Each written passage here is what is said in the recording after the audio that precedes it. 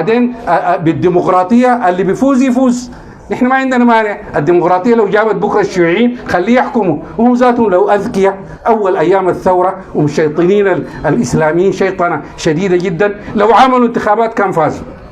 لكن لانه المخ مكفول، متعودين على قصه سنمسح حد السيف بحد اللحيه، وانهم حينهوا الناس ديل ويعملوا كده. العقليه القديمه ما تعلموا اخواننا بتاعنا اليسار ديل، ما تعلموا، بيعيدوا في نفس الفيلم بتاعهم، ماشيين فيه زي الكربون.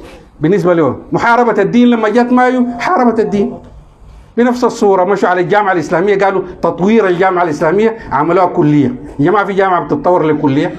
كلية الدراسات العربية والإفريقية بالنسبة لهم فيها مشوا في الدين، كانت مادة إجبارية، ما في زول بخليه يخش الجامعة إذا ما نجح في شهادته في الدين، عملوها مادة اختيارية. كان 100 درجة عملوها 60 درجة. نفس الشغل شغالين فيه. التأميم زمان أمموا بنوك وأمموا ناس عثمان صالح وأمموا جوا هسه اللجنة دي تختف جاي وتختف جاي، وفي الآخر حتعود هذه الأشياء لأهلها كما عادت من قبل. أملاك المرغني والمهدي والغيره رجعت لأهلها، كذلك هذه الأملاك طال الزمن أم قصر سترجع لأهلها. ولذلك ما في عدالة زي ما قال، ما في قضاء. حتى القضاء تسييس القضاء هو من أول من أسس سيس القضاء. تذكر صلاح القاضي الذي حكم للحزب الشيوعي برجوع بابكر عوض الله، ما كان من أكبر القضاة، كان متآمر في إزاحة النظام الديمقراطي وجمع مايو بالنسبة لهم رئيس للوزراء. دين ما قضاة هم اللي أدخلوا السياسة في القضاء، وهم اللي أدخلوا السياسة في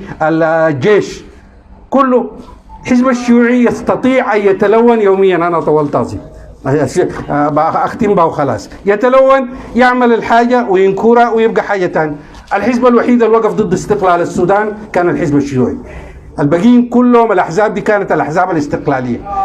لما استقل السودان الشيوعيين ركبوا في الحكاية وغنوا اليوم نرفع راية استقلالنا، وبقت حقتهم. أي يوم ترفعها تجيب وردي زولهم بغني للاستقلال.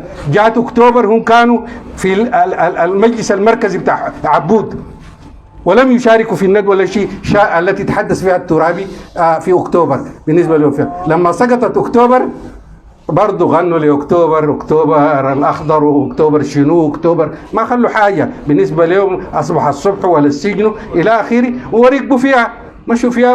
ولما جاءت حكومة أكتوبر كان معظم الوزراء منه بالنسبة لهم. جاءت الانتفاضة هم اللي جابوا نميري. لما جاءت الانتفاضة نحن بقينا السدنة وهم بيقول أبطال.